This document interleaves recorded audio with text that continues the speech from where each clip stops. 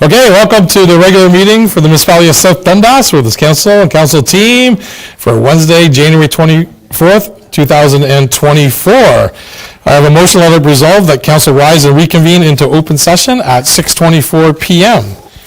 Moved by Councillor Vino, seconded by Councillor Smith. All in favor? Carried. Okay. Confirmation of agenda under 3A. Any additions, deletions, or amendments? C.O. Mills. Mr. Mayor, we have a modification from the Shade Group, needing to consider Section 76 of the Drainage Act. Consider Ruben Mattice, Glenn Becker, and Van Morsel municipal drain. Okay, so that'll be added as 6A. Ruben Mattice Drain, Monica Shade. Any other additions, deletions, or amendments to the agenda? Seeing none, let it resolve that the council direct administration, sorry, I have a other motion. I'll do the agenda motion first. Let it resolve that council of Municipality of South Dundas approve the agenda as amended. Deputy Mayor St. Pierre, seconded by Councillor Smith. All in favor? And carried. I also have a motion, let it resolve that council direct administration to carry out all actions as specified in the closed session minutes. Moved by Councillor Smith, seconded by Councillor Ward. All in favor? Carried. Okay, number 4, disclosure of pecuniary interest in the general nature thereof. Seeing none, moving to 5, adoption of minutes. So we have a motion, let it resolve that the minutes of the following meetings, including closed sessions, be adopted as presented. Regular meeting of December 11th, 2023, and 2 special meetings when we reviewed budget on January 15th and January 16th. Moved by Councillor Smith, seconded by Councillor Ward. All in favor? Carried.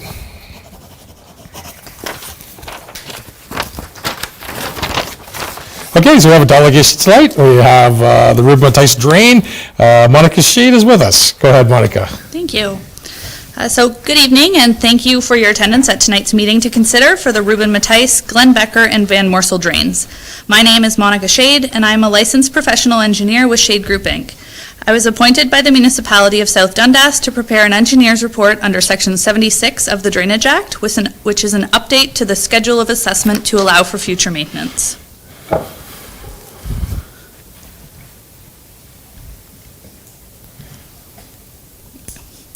Tonight's presentation will include an introduction on the purpose of this meeting to consider, a very brief history of the existing drainage systems, the reason this process was initiated, a summary of my engineer's report, and an overview of what the next steps will be in the process of adopting the new report. The engineer's report was submitted to the Township on November 21st, 2023. The municipality circulated an invitation to this meeting to all of those within the watershed in early January. The mailout included a link to where the engineer's report could be accessed digitally. Hard copies were then available by request from the township for those that wanted printed copies.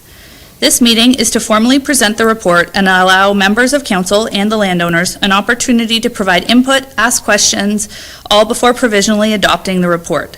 Following this input, council will decide if the project should proceed or if there's any reason the report should be sent back for revisions.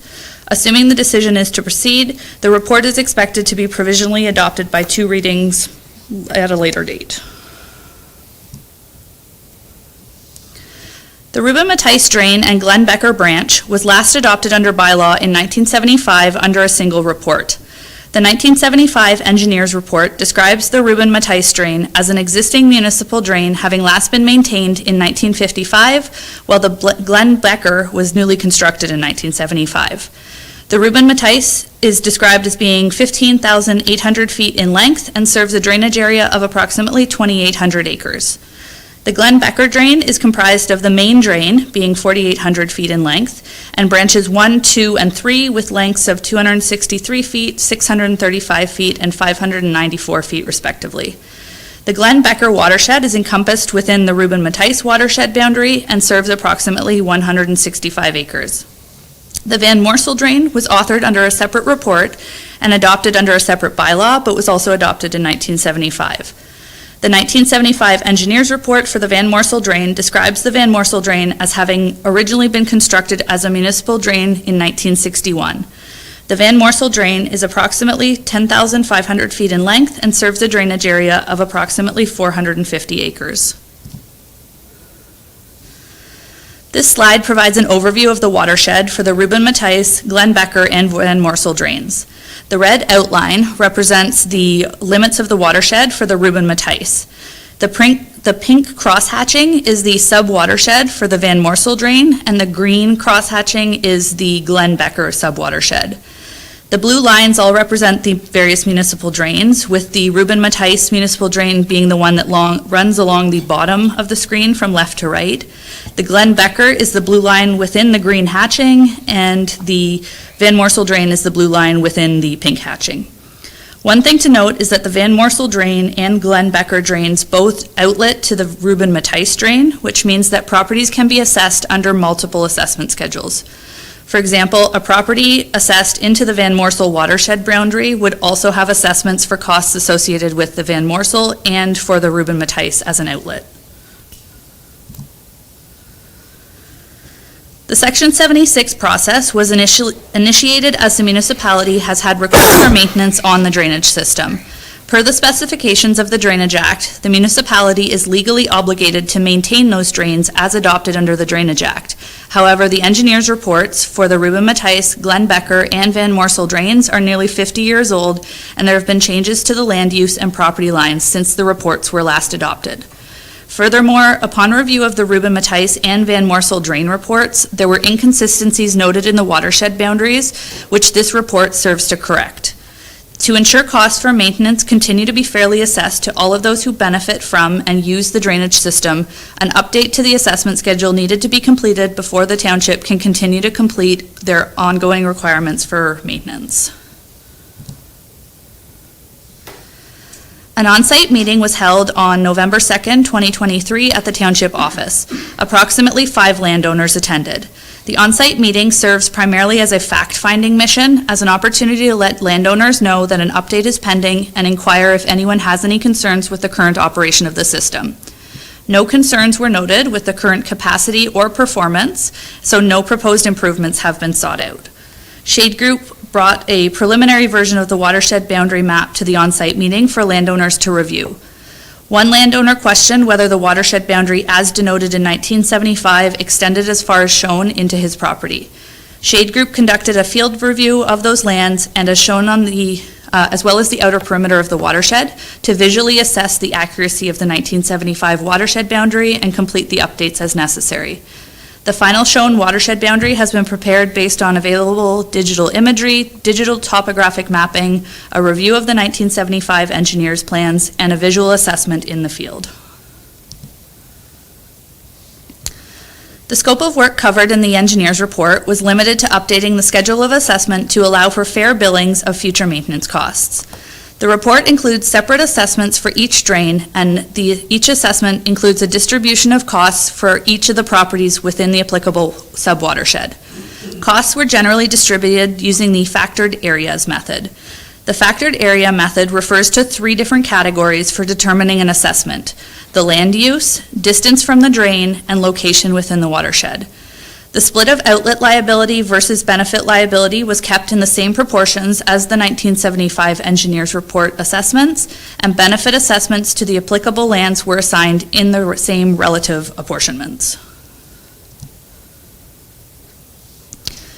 Upon completion of my presentation, members of council and landowners are given an opportunity to ask questions. Following the question and answer period, council will decide if the project will proceed or if the report should be sent to the engineer for edits or additions. Assuming that the project proceeds and no changes are requested, the report would be provisionally adopted by 2 readings of bylaw. The bylaw would then later be circulated to those within the watershed, along with an invitation to the Court of Revision. The Court of Revision is the first of 3 opportunities for appeals in this process. Each appeals body hears different types of appeals. The Court of Revision is held locally and allows landowners an opportunity to submit an appeal with respect to their assessments. Tribunal would hear appeals with respect to technical aspects of the project, while the referee would hear appeals on legal aspects of the work. Tribunal hearings and referee appeals are only scheduled if needed, whereas a sitting of the Court of Revision will be scheduled regardless. If you are thinking you would like to appeal, please ensure that the appropriate paperwork is submitted to the clerk. If you have concerns or questions about the project that you wish to discuss privately, myself or the Township's Drainage Superintendent, Chris St. Thomas, are available to discuss. As appeals can add significant engineering costs to the projects, we are always looking for ways to address as many questions or concerns up front before going down that route. So that concludes my presentation, and I'll pass it back to council for questions. If you do have specific questions about your property, such as how your assessment was calculated, I'd also be happy to arrange for a private phone call. Thanks, Ms. Shade. Standard follow-ups on drains. Questions from council specifically? Landowners, questions to Ms. Shade tonight? I just have issues with my property Okay. on lot 71. Could you just state your name and your address? Sean Yeah, Coombs, 50 County Road 31, Sean Coombs, yep. 5010 County Road 31. Just want to, Tia, can you pass him a mic? Can you pass him the, I can't, it's picking up, but. okay.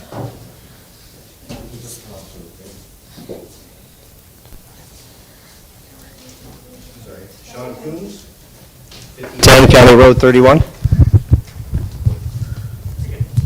Okay, go ahead, sir. I just tried to figure out how my property's divided into both two drainages, Yes. and it's only 1.1 acres.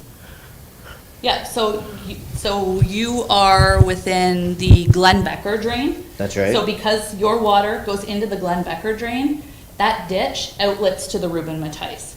So you're paying for outlet into the Glen Becker drain, but you're also paying for outlet for the Glen Becker drain to drain into the Reuben Mattice. So So that's just on the north side of my property? it's just the area that's encompassed, so let's just see here.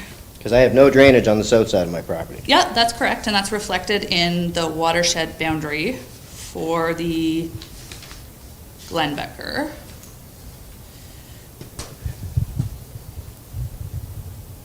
Where are we here?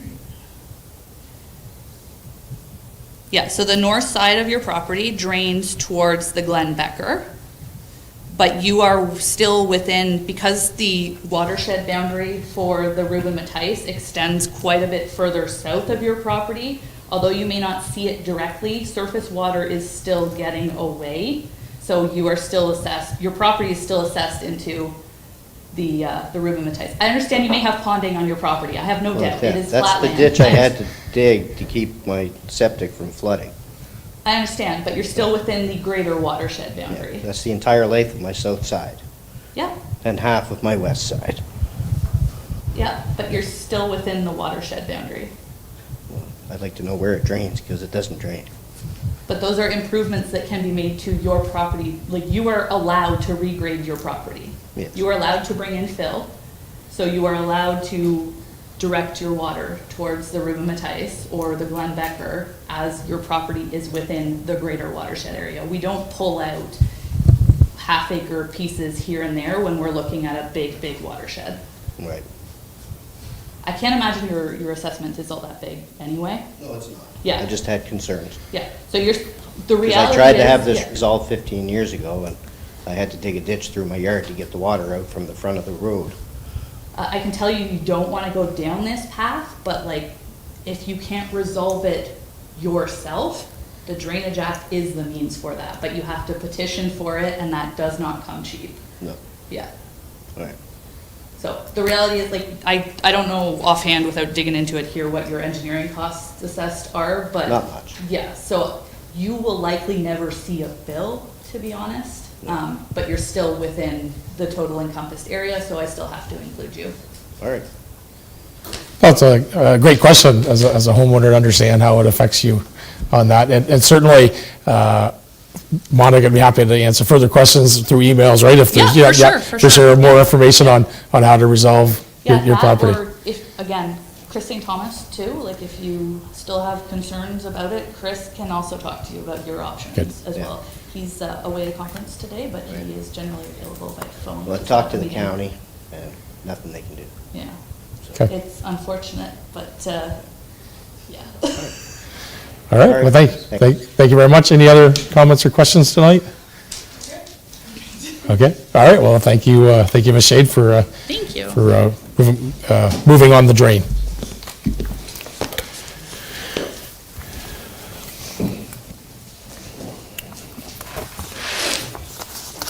Okay, now we'll move to item 7A, ES 2024-03, waste and recycling contract options, and for consideration. Manager Hyman is with us tonight. Thank you, Mayor and Council. In front of you, you'll find the waste recycling options and considerations. So during a committee of the whole meeting, which was held with regular council on January 10th, the waste recycling options and considerations were discussed. Council provided feedback and direction to staff, and the information in this report reflects that council reflects your request. So for our current waste recycling, so Dundas currently has the recycling contract with HGC to pick up the blue boxes for recycling. HGC picks up and hauls to the city of Cornwall for the material recovery facility, where the municipality is charged $340 a metric ton for processing and receives revenue sharing of approximately $50,000 per year. So Dundas also currently has our curbside collection with HGC, which is hauled to our local landfill with an estimated useful service life of 2 years remaining as of July 2023. Our recycling, for further discussions, staff recommended that all blues box recycling be transported to HGC Waste Management Processing Facility at a processing rate of $100 per metric ton commencing on March 1st. Staff has since followed up with HGC, and that will not be an issue to switch over at that time. So staff also presented during the committee of the whole to eliminate our curbside collection to a third-party facility, which would be GFL Environmental in Moose Creek, at a tipping fee of $74 per metric ton, plus a yearly CPI increase on the anniversary of the contract. When we discussed landfill closure, a closure plan would then be needed to be completed again. The last one was done in 2020 and will need to be updated as required to reference the changes based on the expansion of the landfill site. It would be anticipated that the cost to prepare that report would be around $6,500. Also, in communications with the ministry, they would need 2 years in advance of that closure plan to be reviewed by the MEC, the Ministry of Environment, Conservation and Parks. Staff are recommending to proceed with the proposal with WSP Consulting to get the closure plan established so that staff can send to the MECP for approval. When I spoke with the MECP, the ministry, I mentioned about the transfer station, and in discussions with them, no amendment would be needed for our ECA if we could leave the landfill open and just have bins for regular residents to drop off. There'd be no amendment to our ECA. The only time an amendment would be needed is if we were positively affecting drainage on that site, then they would need to approve the runoff, the drainage, to make sure that we're capturing the proper areas properly. And then again, whenever it's time to close, we'd have to be in consultation with the ministry for that. So staff, what I'm recommending that in the meantime, we do place bins where they are right now, presently at the Matilda landfill, for residents to dispose of their extra bags. When the bins are full, we can then transport them to our tipping face, or we could take them to GFL to dispose of. So it's a two-part process. Either dump on site and we use our compactor to compact those bins, or we can haul the bins away to GFL with a tipping fee. So we discussed industrial, commercial, and institutional waste, or IC&I. And what we're recommending is that we eliminate the IC&I effective January 1st of 2025. That would then correspond and put us in line with our recycling, because January 1st of 2025, we no longer are in the recycling game. So that would put those two programs in line with one another. And then that would give us lots of time to notify the outstanding contractors that we have coming in, that effective on that date, that we will not be receiving IC&I. It'll give them lots of time to prepare for costs on how they do their business. There's no immediate impact as a communication plan. There's no immediate impact to the residents of South Dundas, as nothing is going to change as far as our curbside. It's still going to stay the same. It's just we're going to eliminate our curbside to GFL. Residents will not notice a difference, or the recycling will still get picked up. It's just, it's going to get hauled to a different facility, not Cornwall. It'll get hauled to HGC, and it'll be everyday operation as normal moving forward with our proposal. The outsourcing of our waste would commence on July 1st to a third-party GFL facility. I can answer any questions which you may have at this time. Thank you, Manager Hyman. So 3 things to unpack from our committee of the whole meeting. A couple that we're pretty clear on, and then one we probably will have a discussion on. So maybe we could work these through as a council team, just one at a time. So we have the HGC proposal for our blue box collection. Then we have, at what point do we start moving our curbside to GFL? And then lastly, the elimination of ICI. Any questions? And we can wrap it up, but we stick to one topic at a time, and to start with, maybe easier. Any questions about the blue box pickup going to HGC as of March 1st? Any specific questions on that? Okay, seeing none. And then the other one, and we did discuss this, and we did agree, give direction that for the ICI and make it stop the receiving of ICI material at Matilda landfill, and we said for January 1st, 2025. We discussed that. Was that still a thought, or Councillor Ward? I don't think we discussed January 1st, 2025. Like, I don't know why we would stop taking residential waste, but still let all the ICI customers in. So I have a problem with January 1st, 2025. If it aligned with July 1st, 2024, fine. But I just don't know why we would continue to entertain that. Okay. Yeah, That's so just my thought. That's just my thought. Like, if we're gonna, like, I think I would be okay with eliminating IC&I waste tomorrow, to be quite honest with you. If we're trying to save landfill space, do it tomorrow. But, I mean, I just don't like the January 1st date, that's all. but some notification factor should be maybe worked in. Well, obviously not tomorrow, but I mean, you know what I mean. But I think Manager Hyman might have some thoughts on notice period. What's your thoughts on So that? through Ms. you, Hyman? Mayor Broad, to Councillor Ward, yeah, I have no issues moving it to July 1st. We'll start right away with our local repeat customers that we have. We'll do up a write-up. We'll offer them ample notice that effective January 1 or July 1st, that we will no longer be receiving IC&I, and that's 100%. There's no problem there. Just, Councillor Vino? through you, Mayor Broad, what does this do, how does this affect staffing, like from a budget line perspective? Because if we take out, what's that? Sorry, I was just going to say, no change in staffing. So if we take out IC&I and the curbside trucks aren't going there, we're staffing the landfill for the 2 bins that are there? Yeah, so staffing would just stay at the regular, we approved the budget, at the staffing level, so that we wouldn't make a change at staffing. At this point, the Manager Hyman discussed in the committee of the whole meeting that it would still be operational landfill, right? It would still be an operational landfill. Okay.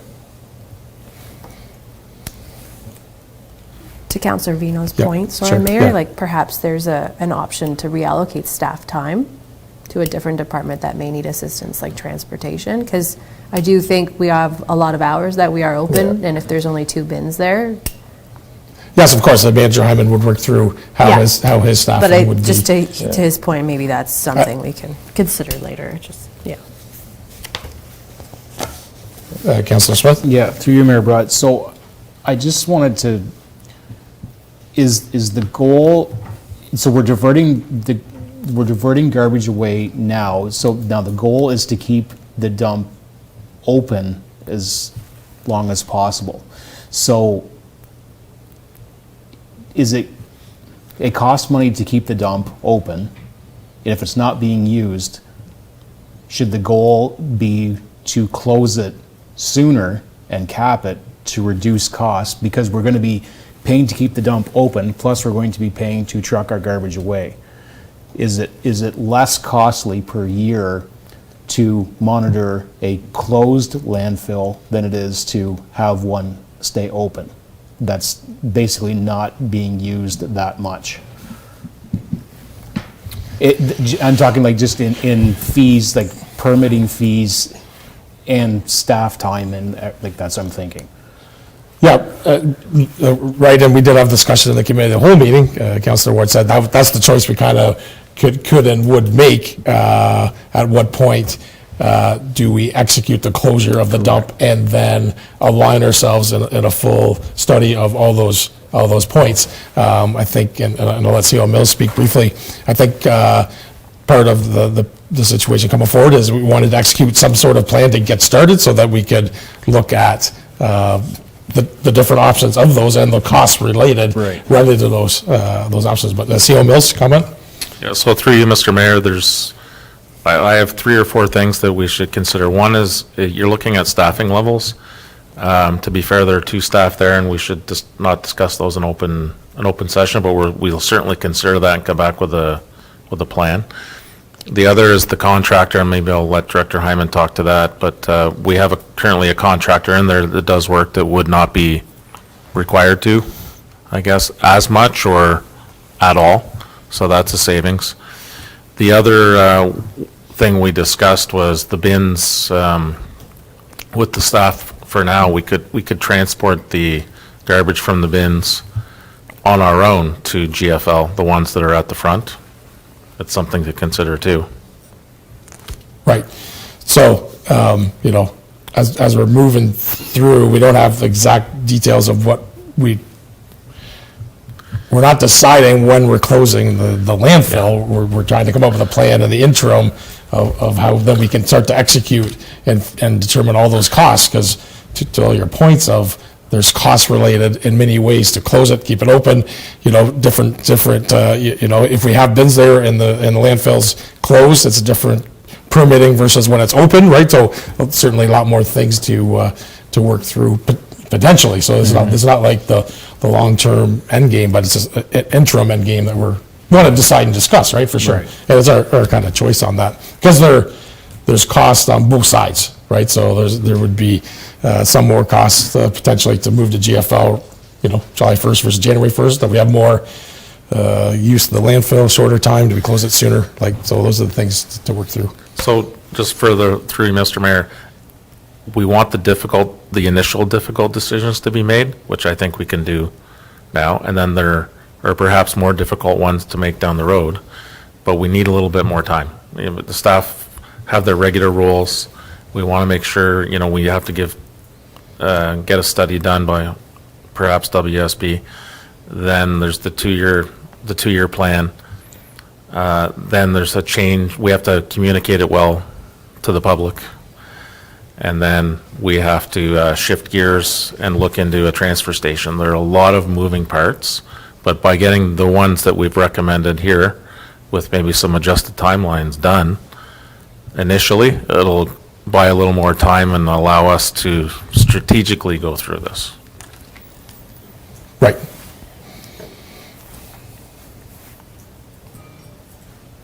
Councilor Ward? I think just to that point, if we submit a closure plan, the MECP will consider that we're closing the landfill in 2 years. It's not up for discussion. You submit it based on this recommendation, you're submitting it, you're done. 2 years. You don't submit a closure plan if you're going to keep the landfill going, right? So if we make this decision tonight, that's fine. I'm just letting council know, we're not limping through 3-4 years at just taking a little bit of waste here, a little bit of waste there. We submit it, MECP approves it, we close Matilda. It's done. There's no hobbling through for a couple of years. So I just want to make that clear, because that's a decision we're also making right now. And I'm fine with that decision, I just want to make sure that's understood, I think, around the table, because that, in 2 years, we will need to take care of Matilda. So through you, Mr. Mayor, to the councilor's point is, we've accelerated things in a hurry because we had to. So we can certainly accelerate things in 2 years if we've done it in 2 months. But that's the decision to be made.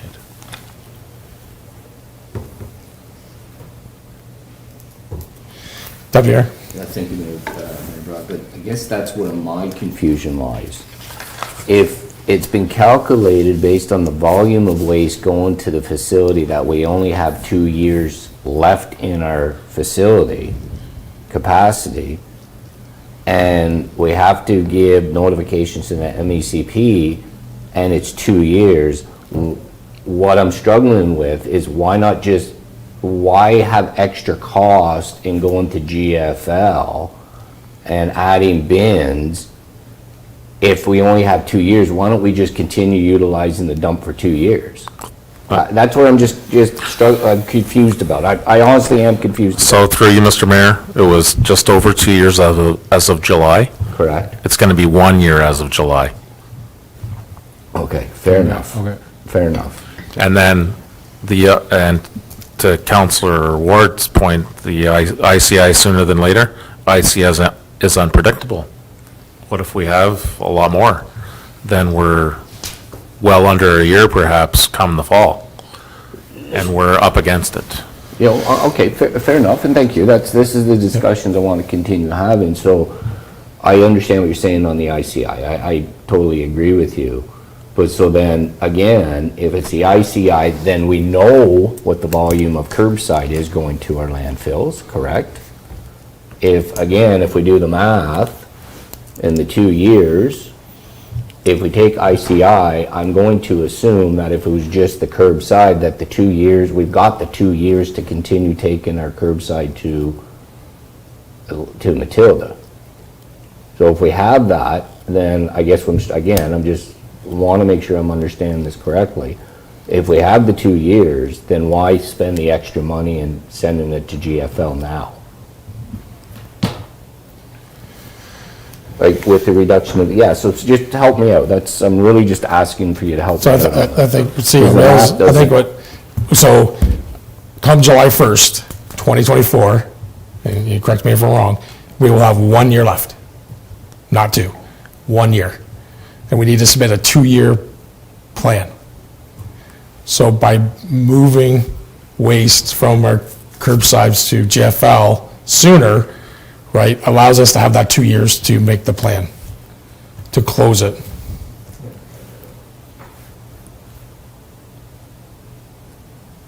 If we don't slow down. If we don't slow down, we're not gonna, we don't, We won't make it to the 2 years. right. Because time's already passed. Yeah, for me, the key is, sorry. Yeah, Deputy Mayor? Yeah. Thank you. Me, the key is, I guess, you're correct. I'm understanding what you're saying, but there's then, okay, so let's narrow this down to a year. So then, do we, at a point in time in the next few months, do we say we're gonna move 50% to GFL, 50% to landfills, so that then we can close it at the timeline we're thinking of, right? Would that would be an option, I assume, right? Manager, I would like, at some point, if we knew we were gain time, then we could move more back to Matilda in a closure plan, right? No? Yes, I get it. I don't want to speak for staff, but I think if we enter into this agreement, we're shipping all curbside waste to GFL. So if we decide to do only 50%, that's against our contract with them. So, but what I wanted to point to. We would have to have a new contract. Right, okay, so I fair think enough. the point, though, that the deputy mayor is getting at, I think the reason why staff, and I don't want to speak on behalf of staff, so they can correct me if I'm wrong, but because the calculation was 7 point whatever years, 3 years ago, and now it's 2.2. It could be much Staff less. are concerned that It's much less. they I get could it. end up in a rock and a hard I get place. it. So it's unpredictable because it's volume-based and we don't have weigh scales, right? No, So understood. It varies. I get it. I'm, the more we talk about it, the more I'm Yeah. understanding, the So- more I'm understanding the timelines. So Councillor, I don't yes. think we would ever send waste. Like, in my opinion, Mayor, I would hope that if we're making this decision tonight, I don't want to come back in 6 months and start taking half the garbage back to Matilda. We either send all the waste to GFL from curbside, or we don't. Gotcha. That's the decision I'd like to make tonight. Just because I think if we go back and forth, it just gets confusing for operations, and then the MECP is going to be confused as to what our priority is. Is it closure? Is it continuance of operations?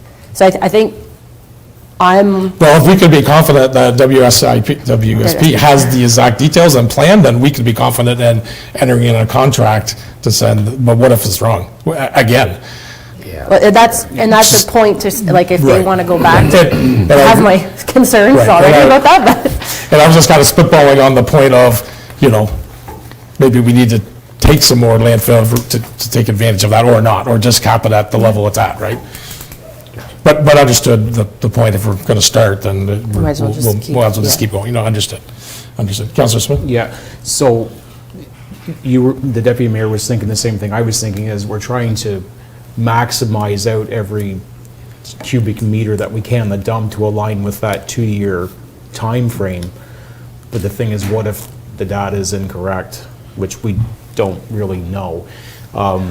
And if we don't get our name on the list at GFL soon, if we wait a year, then we may risk not having our name on that list at all, because they're constantly receiving more requests all the time for more garbage, and they have like an expansion plan that they have to follow, and then maybe it might be off the table. So we need to get our name on that list as soon as possible.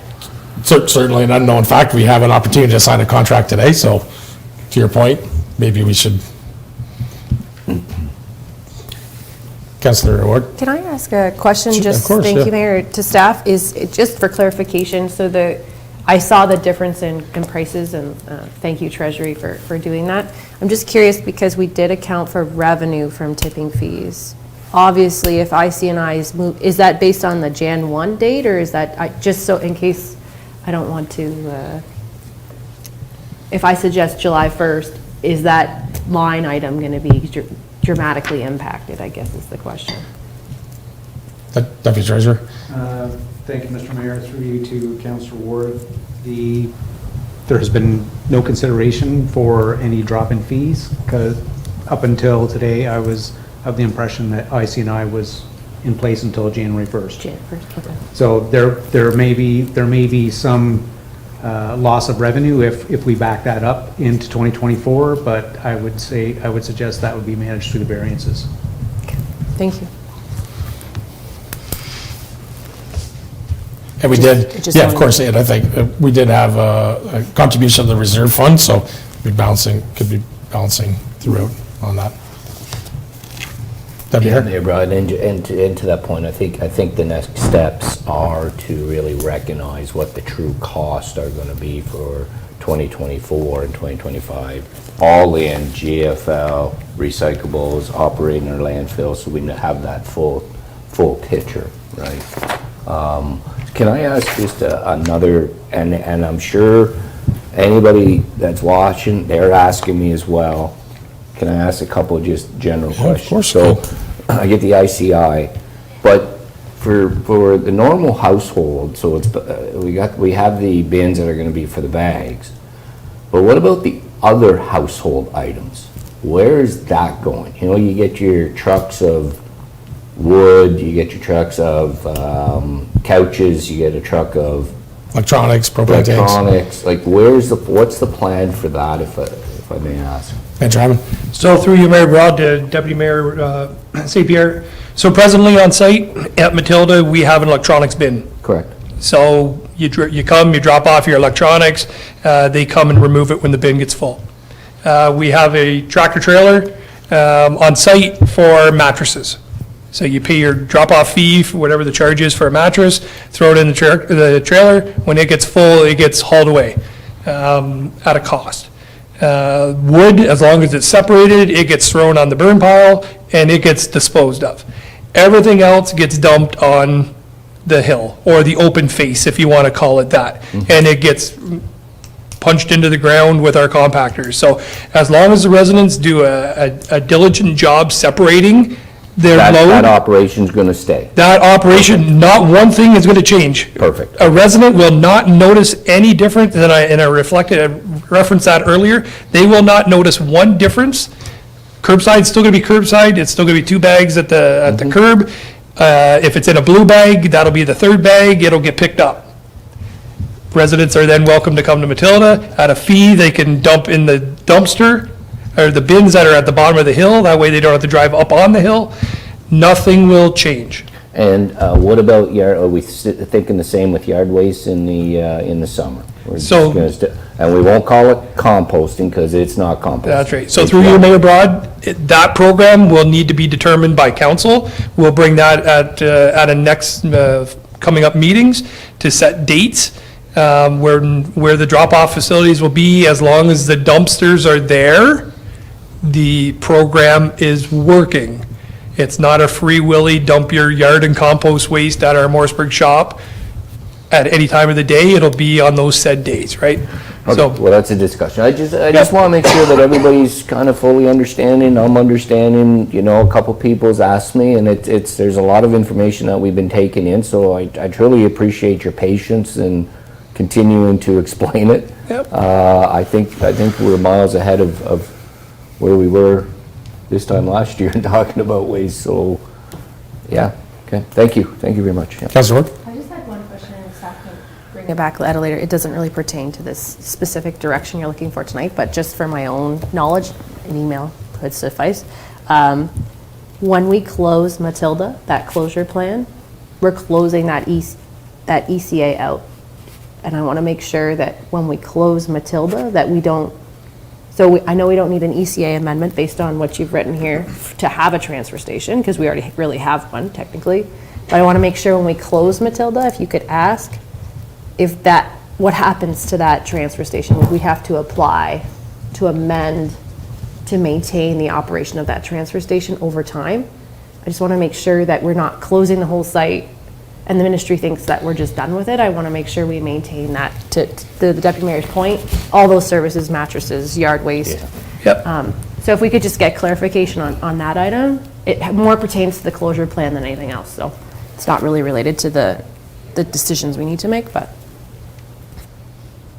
Right, yeah. Yep. Oh, yes, we will, for sure.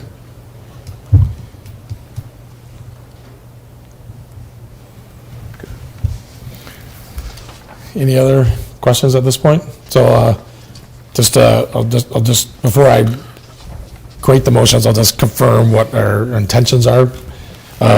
So, we were looking at moving to the blue box to HGC for March 1st. We are looking at eliminating all ICI materials to Matilda for July 1st, 2024. And we're looking to move our curbside household waste to GFL in Moose Creek effective July 1st, 2024. Good, okay. CEO Mills? Just through you, Mr. Mayor, for the first resolution, there just needs to be a slight amendment. Got it. To that. Yep, So come back to me when you're ready for that, or do you want me to give it to you now? I got it. So, No, sorry, on which one? the first one, where be it resolved that the council of the municipality of South Dundas want to add wishes to terminate the Cornwall-Murph agreement Okay, and then enter into an agreement with HDC, because we need a resolution of council that I need to send off to Cornwall. Cornwall, yep. Okay, that's just a little bit of addition there. Got The it. rest stays the same. Okay, thank you, CEO Mills. Okay, so I have a motion, let it be resolved that the council of the municipality of South Dundas wishes to terminate the Cornwall-Murph agreement and enter into an agreement with HGC Waste Management for the processing of our blue box recyclable at Contractors Cornwall facility effective March 1st, 2024, and furthermore, that the CEO and manager of transportation to authorize and sign all related documents. Moved by Councillor Smith, seconded by Councillor Vino, all in favor? Carried. Okay. I have a motion, let it be resolved that the Council Municipality of South Dundas eliminate the collection of industrial, commercial, and institutional waste, called ICI, at the Matilda landfill effective July 1st, 2024. Moved by Councillor Vino, seconded by Deputy Mayor St. Pierre. All in favor? Carried. And the last motion, let it resolve that the Council Municipality wishes to enter into an agreement with GFL Environment to haul all curbside waste to GFL in Moose Creek effective July 1st, 2024, and furthermore, that the CEO and Manager of Transportation be authorized to sign any related documents. Moved by Councillor Smith, seconded by Councillor Ward. All in favor? Thank you. Thank you, Manager Hyman and staff, CEO Mills, for the continued work as we're working through the landfill.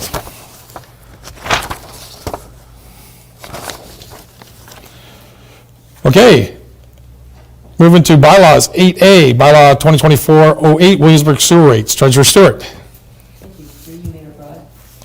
On December 18th, Council discussed the budget for the Williamsburg sewer service. The draft budget included a 4% increase for the 2024, to allow for the increase for the unit rate of 2024. With the recommended annual contribution to the reserve based on the asset management plan, the reserve, I guess it's 48,000 is what's recommended annually. So because of that, council asked staff to provide options as far as various rate increases and their effect on the reserve. So staff came back with 10 options. And council, I believe, chose option number 2, which resulted in an increase, or the new rate for 2024 based on option 2 was $251.97 annually, which is an increase of 34.6%. This also contributes to the reserve $25,418 for the first year, 2024, and ultimately would result in $48,000 in the second year, which would meet the recommendation. So with that, there is the bylaw included, which imposes the new sewer service rate for council to approve. Are there any questions? Questions? Okay, seeing none, I have a motion that bylaw 2024-08, being a bylaw to impose a sewer service rate in Williamsburg, be read and passed in open council, signed and sealed, that bylaw 2023-43 be rescinded in its entirety. Moved by Councillor Smith, seconded by Councillor Ward. All in favor? Thank you. Continuing on, Treasurer Stewart, 8B, bylaw 2024-09, wastewater rates housekeeping. Yes, through you, Mayor Broad. Just a housekeeping change or correction. It needed to include, or the fees and bylaws, fees and, what was it? Fees and charges bylaw needed to include the water, wastewater new rates for 2024, which it hadn't included the updated rates. So this is just to include the 2024 rates to it. Okay, very good. Questions, comments from the council team? Seeing none, I have a motion that bylaw 2024-09, being a bylaw to amend Schedule D to bylaw number 2403 to enact rules and regulations to inspect, install, repair, replace, or alter water meters and related apparatus, including the penalties, offenses, to be read and passed in open council, signed and sealed, and the bylaw 2023-98 be rescinded in its entirety. Moved by Councillor Smith, seconded by Deputy Mayor St. Pierre. All in favor? Carried. Thank you, Treasurer Stewart. Okay, under 8A, in the board or committee meetings in the last 2 weeks, Councillor Smith? I attended South Nation meeting. So we're finally starting to see some movement on trail maintenance at Two Creeks Conservation Area. They've been in there, I think, last week. It started last week doing some trail maintenance, have some trails groomed that's open. They received a $10,000 grant already from TC Energy, which is TransCanada Pipeline. They have a few grants applied for right now. One is through Honda Canada Foundation, and that's going to be for $50,000 if they're successful, just for doing more trail maintenance and stuff like that.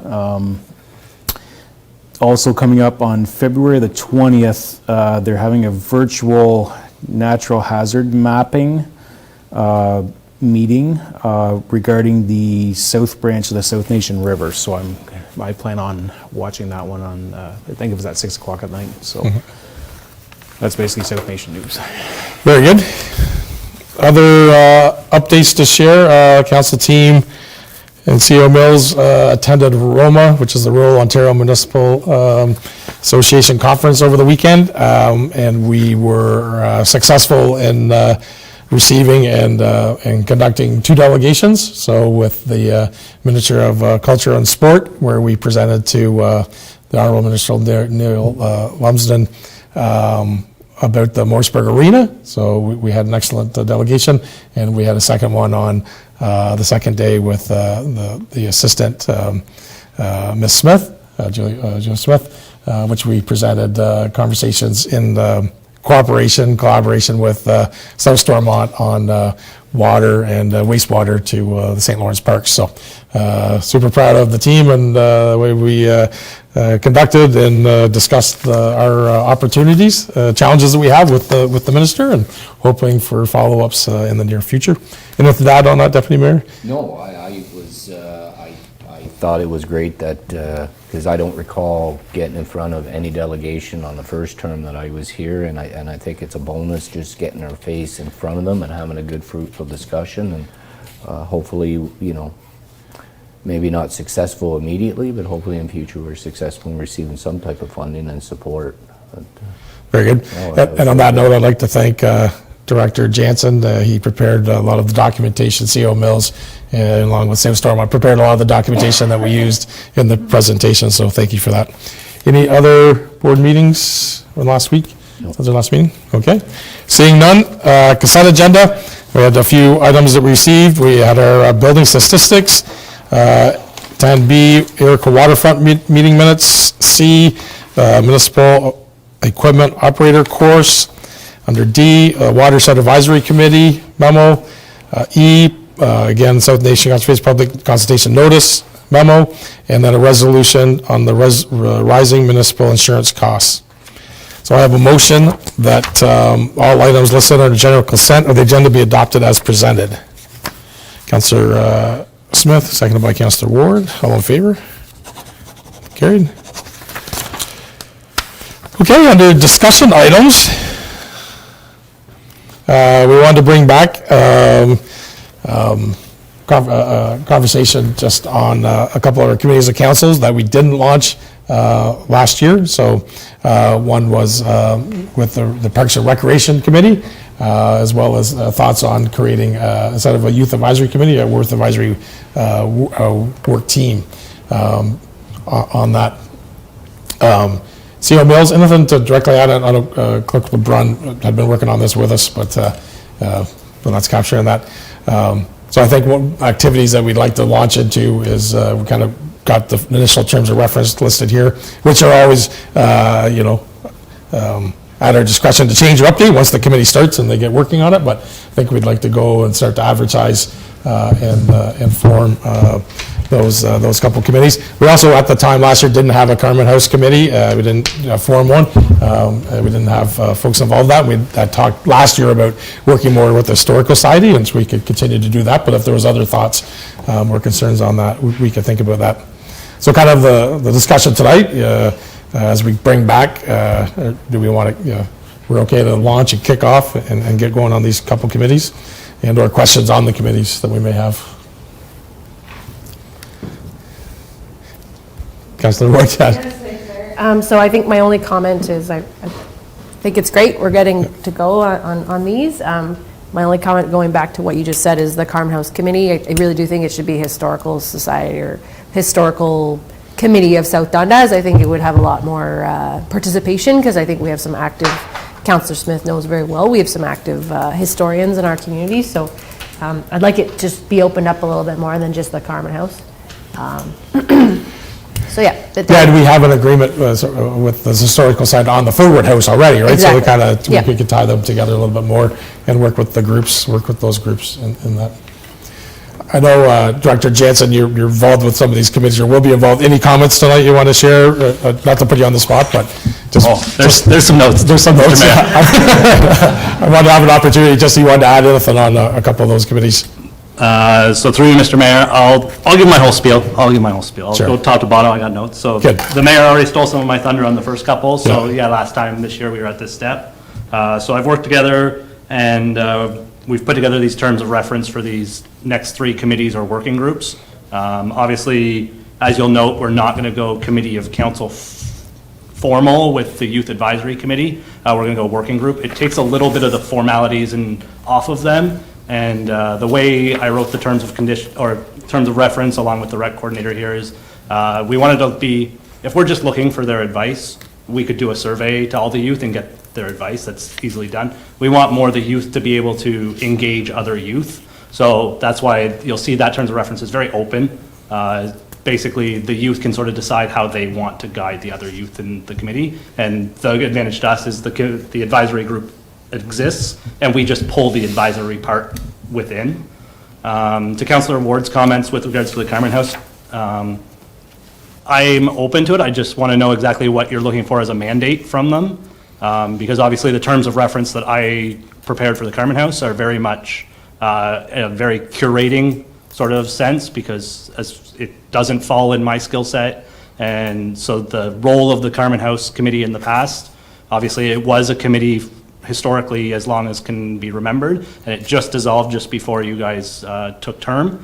So this would actually just be bringing back that committee. Their number one goal was basically the curation of the museum. Obviously, for the municipality to have a curator would not completely make sense, so it's sort of done holistically using the skills within the community. So I just want to make sure that if you guys are having some discussion tonight, that you're talking about exactly what you want the historical committee to have as a terms of reference, as their guiding document. That's what these terms of references are for.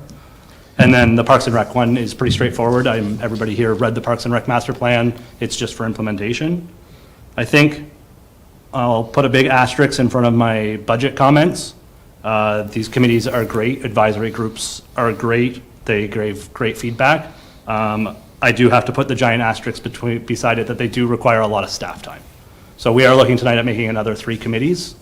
And every single committee, you'll see I hinted in there, and if I put on my volunteer hat, if you put together one of these committees, you have to give them the financial ability to have action items, because if not, you're going to lose your volunteers. If you volunteer on a committee, you want the action item at the end, because that's their reward for volunteering. So they want to feel like they're making a difference. So I just want to make sure that council's prepared long-term to fund these committees adequately so they can get the reward that they deserve for their volunteering. And then from there, a lot of the projects they do make do require a lot of staff time. And at the end of the day, we're making 3 more committees to go with the committees that already exist. I only have so many nights a week that I can go to meetings without my family being upset with me. And the projects that they do implement, it does take staff time to implement them.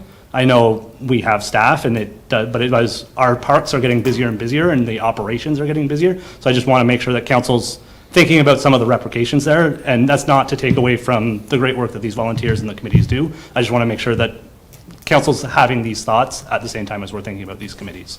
But other than that, that's my list of comments I had. So Sure. Thank you for that, Director Jansen. Of course, on any time there are costs involved.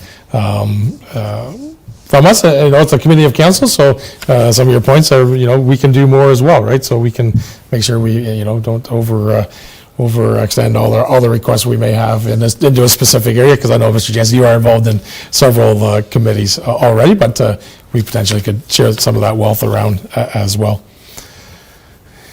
Any other comments at this time?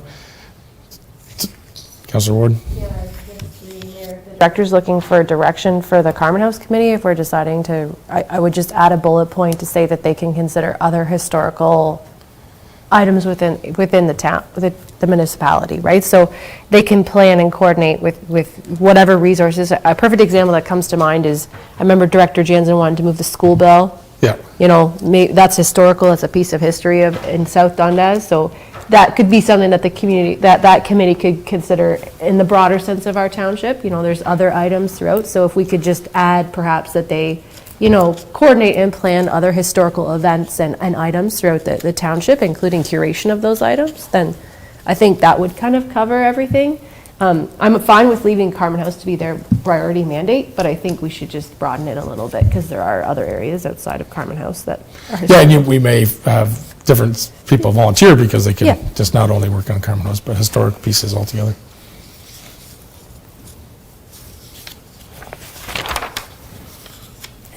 Yeah, okay. Any other, yeah, Councillor Smith?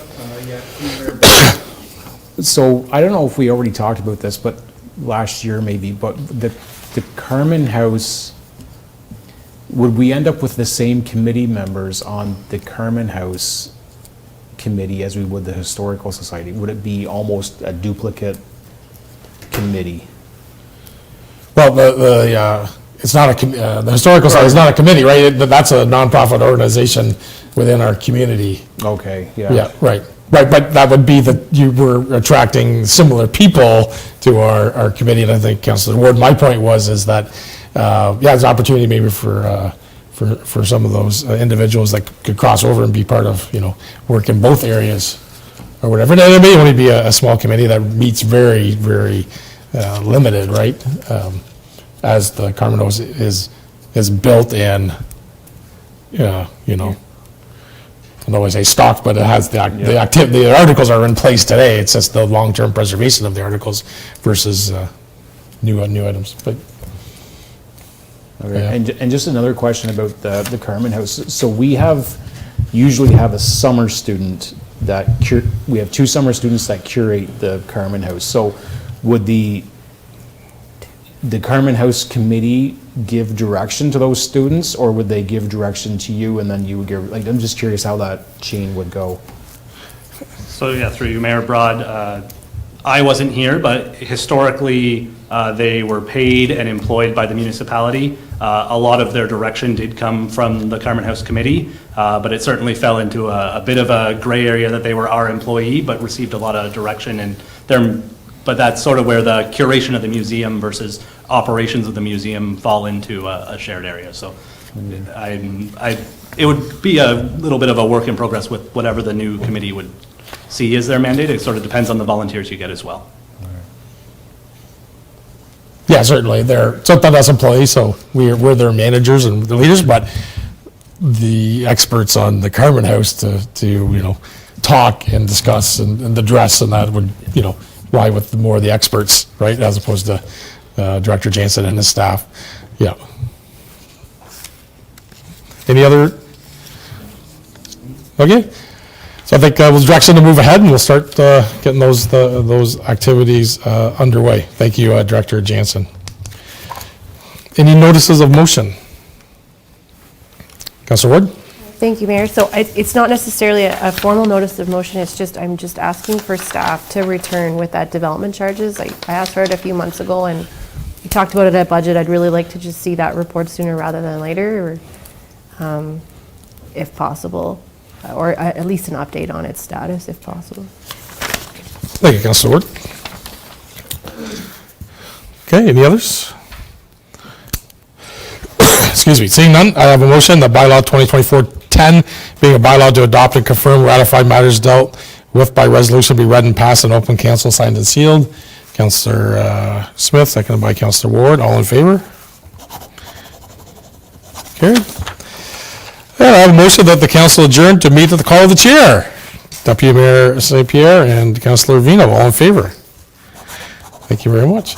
So as we bring our regular meeting to a close for Wednesday, January 24th, 2024, just want to say thank you for all the staff and the team for its work on tonight's agenda, preparing it. Shout out to all the volunteers that work in our outdoor arenas, outdoor skating parks, ODRs as they're referred to. So we got a lot of them up and running. Hopefully the weather maintains up and down as we see out in the forecast. But thank you for all those folks that are involved with the ODRs. And certainly, I'll mention tonight the facilities group that shovels on our steps and salting and keeping our sidewalks clean. Last time I mentioned the roads guys and the plow, so tonight I'll mention the facilities groups that are out keeping all our sidewalks and steps to all our areas clean, as we're getting another significant weather storm again tonight. So safe travels, everybody. So thank you for everybody in attendance, and thank you for all those watching us tonight online or watching us as a recorded event. So good night from South Dundas.